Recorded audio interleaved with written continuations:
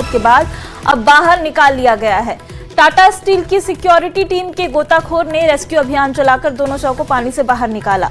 बताया गया कि लेक का पानी 25 से 30 फीट गहरा है और नीचे दलदल होने की वजह से रेस्क्यू में काफी समय लग गया। जानकारी के मुताबिक दोनों डॉक्टर तैरना नहीं जानते थे, जिसकी वजह से वो गहरे पानी में डूब गए। शव के बाहर निकलते ही परिजनों का रो रो कर बुरा हाल है। पुलिस ने शव को पोस्टमार्टम के लिए भेज दिया है और मामले की जांच की जा रही है। 25 से 30 फीट गहरा है और स्टार्टिंग से लेकर एंड तक पूरा स्लोप है और पूरा स्लिपरी, वहाँ खड़ा नहीं हो सकता कोई भी। तो वो ट्रेस करते नीचे गए। पहले एक मिला तो फिर हम उसको ले आए। पहले हम सोचे कि दोनों को एक साथ ले आएंगे, हम दूसरा मिल नहीं रहा, पहले उसको ले आते हैं। फिर दोबारा 10 फीट के गैप में फिर नीचे गए जाते थे, फिर वो दूसरा भी मिला, निकाल के यहाँ ऊपर में रखे। अब स्ट्रेचर दोबारा उनको फिर। तो देखिए, डिमना लेक में 2 जूनियर डॉक्टर के डूबने की वजह से मौत हो गई है और अब इस घटना को लेकर पूरे इलाके में मातम का माहौल है। गोताखोरों की टीम ने शव को बाहर निकाल के उसे पोस्टमार्टम के लिए भेज दिया और हमारे संवाददाता आशीष इस खबर पे ज्यादा जानकारी के साथ जुड़ गए हैं। आशीष, क्या नाम है उन डॉक्टरों का और किस लिए वहां पे वो गए थे जो ये हादसा हो गया? जी, बता दूं कि ये एमजीएम अस्पताल के तीनों डॉक्टर थे, जूनियर डॉक्टर थे और सुबह तकरीबन 3 बजे ये तीनों डॉक्टर जो है डिमना लेक पहुंचते हैं और उसके बाद डिमना लेक के अंदर घुसकर ये जहां तालाब है वहां पर बैठे हुए थे। इसी दौरान समीर नामक जो जूनियर डॉक्टर है उसका मोबाइल स्लिप करता है और वो तालाब के अंदर गिर जाता है। उसके बाद समीर और संशीम दोनों जो डॉक्टर जो है वो अंदर घुसते हैं और उसी दौरान जो है पानी गहरा होने के चलते दोनों डॉक्टर डूबने लगते हैं। हालांकि तीसरे डॉक्टर ने प्रयास करते हैं, मगर वो जब तीसरा डॉक्टर डूबने लगता है तो वो तैर कर साइड में आ जाता है और उसके बाद ये आनंद फानंद में एमजीएम अस्पताल प्रबंधन और जिला प्रशासन को सूचना देता है। तब तक दोनों जो है डॉक्टर वो डूब कर मर जाते हैं। हालांकि स्थानीय गोताखोर की टीम और टाटा स्टील के गोताखोर की टीम जो है कड़ी मशक्कत के बाद दोनों डॉक्टर के शव को बाहर निकाल लिया गया है और पूरे मामले की जांच की जा रही है। मगर जमशेदपुर में लगातार इस तरह की घटनाएं जो है वो बढ़ते जा रही है। एक महीने की बात करूं तो 8 से 10 युवा जो है तालाब में, नदी में या डैम में फोटो खिंचवाने के चक्कर में इस तरह की घटना सामने होती है। हालांकि जिला प्रशासन लगातार लोगों से अपील भी करता है कि जो तैरना नहीं जानते हैं वो नदी और तालाब में ना जाए। बावजूद जो है युवा वर्ग के लोग जो है इस तरह की लापरवाही करते हैं। बिल्कुल आशीष, बहुत बहुत शुक्रिया आपका इस जानकारी के लिए। तो देखिए, बरसात का मौसम है और जो जलाशय है उनकी गहराई बढ़ गई है। ऐसे में न्यूज़ 18 लगातार अपील कर रहा है अपने दर्शकों से, अगर तैरना नहीं आता है तो गहरे पानी में जाने से बचे। और बढ़ते हैं अगली खबर की ओर। खबर धनबाद से है, जहां ईस्ट बसुरिया ओपी क्षेत्र के सोरी टांड में झाड़ियों से एक अज्ञात व्यक्ति का शव बरामद होने से सनसनी फैल गई है। शव का सिर पत्थर से कुचला हुआ था, जिसे देखकर हत्या की आशंका जताई जा रही है। सूचना पर बागमरा एसडीपीओ समेत पुलिस की टीम मौके पर पहुंची। घटनास्थल से एक संदिग्ध कार भी बरामद हुई है। पुलिस ने शव को पोस्टमार्टम के लिए भेज दिया है और मृतक की पहचान के साथ पूरे मामले की जांच की जा रही है।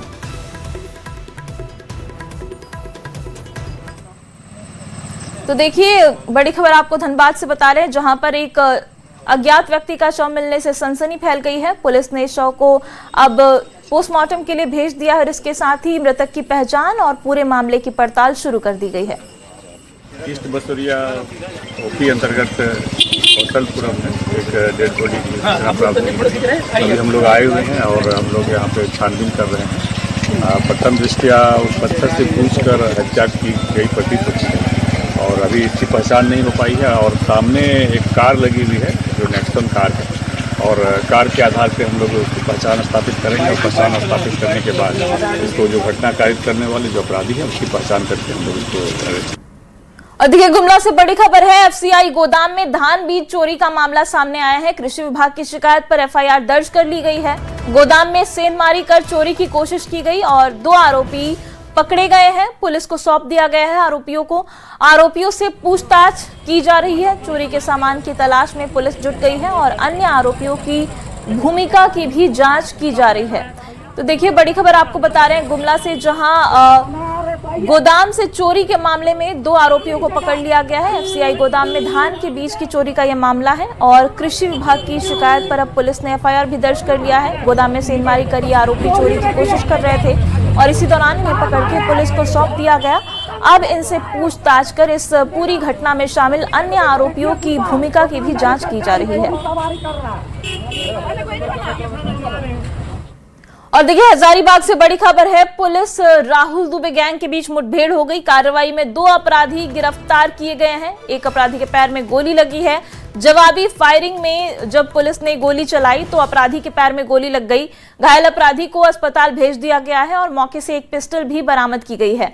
अपाची बाइक भी पुलिस ने जब्त की है। इसके अलावा माइंस से लेवी की वसूली की ये साजिश रच रहे थे, जिसे पुलिस ने नाकाम कर दिया है। बड़ी वारदात की तैयारी में भी ये अपराधी थे।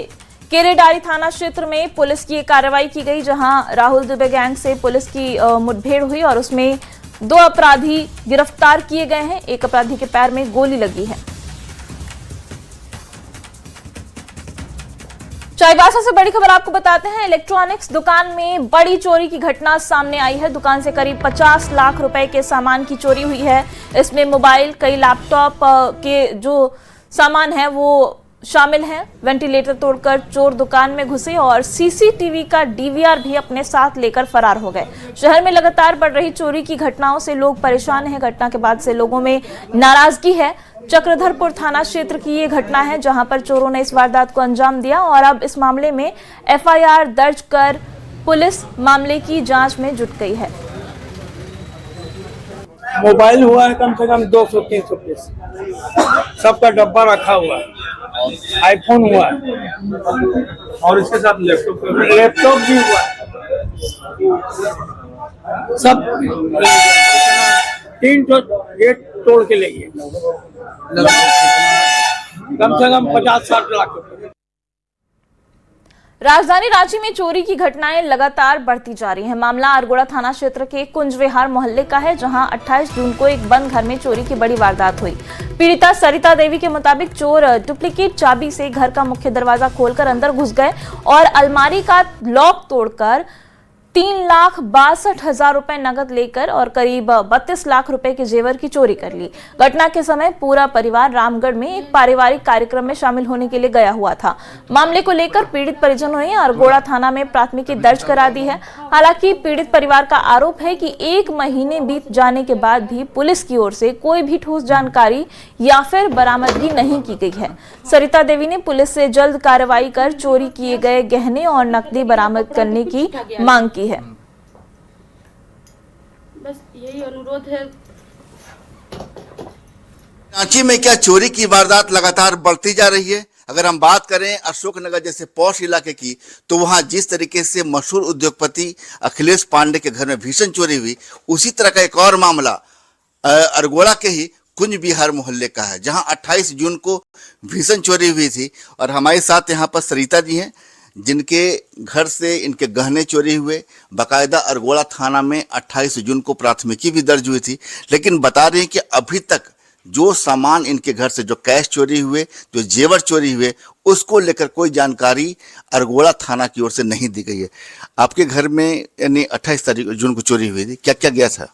सर मेरे सारे ज्वेलरी थे, जो भी शादी में मिला था या जो भी गिफ्ट था, जैसे एनिवर्सरी हुआ, बर्थडे हुआ, बच्चों का भी छोटे छोटे जैसे बेरा हुआ, लॉकेट हुआ, सारा कोई का हम लोग चारों फैमिली के चेन था, शादी वाला नेकलेस था। फिर से हम एक नेकलेस बनवाए थे बेटी का लिए, जैसे कि शादी वादी में टेंशन ना हो बोल के। कान का था 4-5 जोड़ा, अंगूठी 4-5 जोड़े थे, डायमंड रिंग थे, चांदी का बर्तन बना के रखे थे बेटी के शादी के लिए। मतलब बच्ची है अभी, लेकिन फिर भी आगे लिस्ट दिया था, तो कुल कितने की ज्वेलरी थी, कुछ अनुमानित होगा?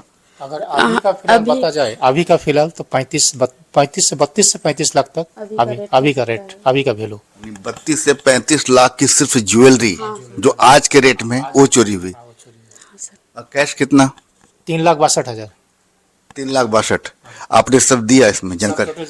हाँ, इसमें दिया हुआ है। 3.5 लाख का ये किया हुआ है, क्योंकि उस समय उतना ये नहीं किए थे। बाद में जब देखे तो छोटे छोटे पर्स में भी जो था 10-20 हजार वो भी गायब थे।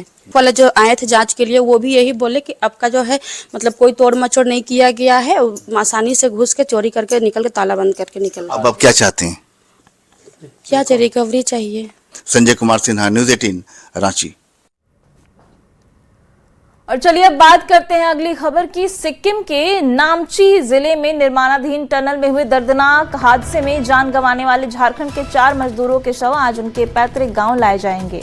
मंगलवार को हुए इस हादसे में कुल 25 मजदूरों की मौत हो गई थी। मृतकों में हजारीबाग के बरही निवासी जगेश्वर ठाकुर, खूंटी के रनिया निवासी कृष्णा साहू और बुडुल विकास कंडूलना तथा पश्चिम सिंहभूम के मसीह बारजो शामिल थे और सभी शव एम्बुलेंस के जरिए उनके गांव भेजे गए हैं। शव पहुंचने से गांव में शोक का माहौल है और परिजनों का रो रो कर बुरा हाल है। राज्य सरकार ने मृतक श्रमिकों के परिजनों को 16-16 लाख रुपए की आर्थिक सहायता देने की घोषणा की है। किसके लिए? वो टेंडर के अंदर काम करने गया था। अच्छा। और उसी समय हादसा हुआ और 4 दिन के बाद मेरा भाई को घर लाया गया है। कंपनी द्वारा 50,000 खर्च दिया है। जब घर वाले को पता चला कि इस तरह का घटना हो गया है तो इनका जो बेटा है राहुल शर्मा, वो 2-3 लोगों को लेकर यहाँ से निकला हुआ है और पहुँचा है। और यही कहना है कि जो भी कॉन्ट्रैक्टर थे, जहाँ भी काम चल रहा था, उनको ऐसे ही काम नहीं करना चाहिए। पहले कोई भी काम होता है, कोई सुरंग वाला ही काम है, उसको पहले जांच किया जाता है, कैसा मिट्टी है, कैसा कि मॉइस्चराइजर है, क्या है प्रॉब्लम वहाँ पे, पानी कितना है, सब चीज़ का जांच होता है तो काम किया जाता है। हम अपने झारखंड सरकार, जिला प्रशासन से आग्रह करेंगे और मांग करते हैं कि अपने सहयोग से हमारी सरकार, हमारी जिला प्रशासन, सिक्किम सरकार के द्वारा वहाँ जो काम कर रहे थे जिस कंपनी में, कंपनी से हमारे जितने भी मृतक प्राणी वहाँ हुए, जो भी 30, 35, 40 की संख्या में लोग मरे, उनके और उनके परिवारों को, उनके बच्चों को जीने खाने की सुरक्षा व्यवस्था करने का काम करें। वो पूरा वहाँ पे पहचान में नहीं आ रहा कि वहाँ कौन सा बॉडी किसका है क्या नहीं है, फिर भी जानकारी जैसे तैसे मिल रहा है। और अभी लगभग हम लोगों को सूचना मिला है कि अभी थोड़ा हॉस्पिटल में गया हुआ है। और मैं यही कहूँगा, सरकार से अपील करता हूँ, झारखंड सरकार से, कि सिक्किम सरकार से बात करे और वहाँ का जल्द से जल्द कार्रवाई करे। और जितना भी जो नुकसान हुआ है, जो मलबा धंसा है, किस कारण से धंसा है, कैसे धंसा है, वो जानकारी पूरा छानबीन के साथ करे। झारखंड में बढ़ते मलेरिया के मामलों को लेकर स्वास्थ्य विभाग अलर्ट हो गया है। विभाग ने सभी सिविल सर्जनों को सतर्क रहने के निर्देश दिए हैं। स्वास्थ्य मंत्री इरफान अंसारी ने बताया कि राज्य के कुछ जिले मलेरिया के हाई रिस्क जोन में हैं। उपायुक्त को जरूरी कदम उठाने को कहा गया है। विभाग ने ज्यादा से ज्यादा जांच कराने और मरीजों को समय पर इलाज उपलब्ध कराने के निर्देश दिए हैं।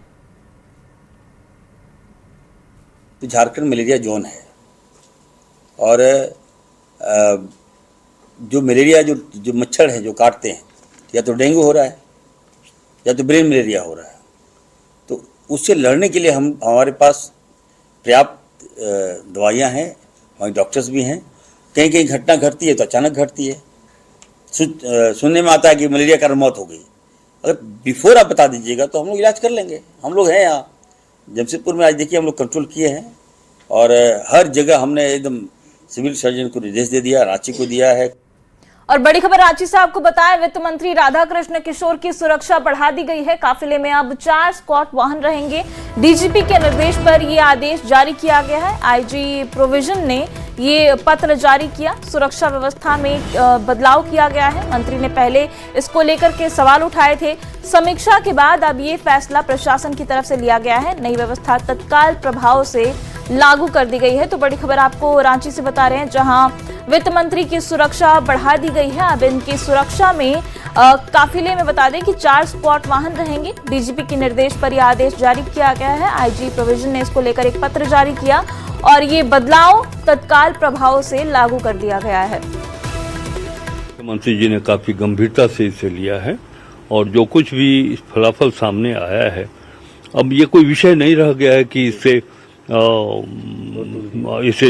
आगे बढ़ाया जाए और चर्चा का विषय बनाया जाए, लेकिन इतना जरूर है कि मुख्यमंत्री जी ने संज्ञान लिया है और तभी ये बातें समाप्त हुई।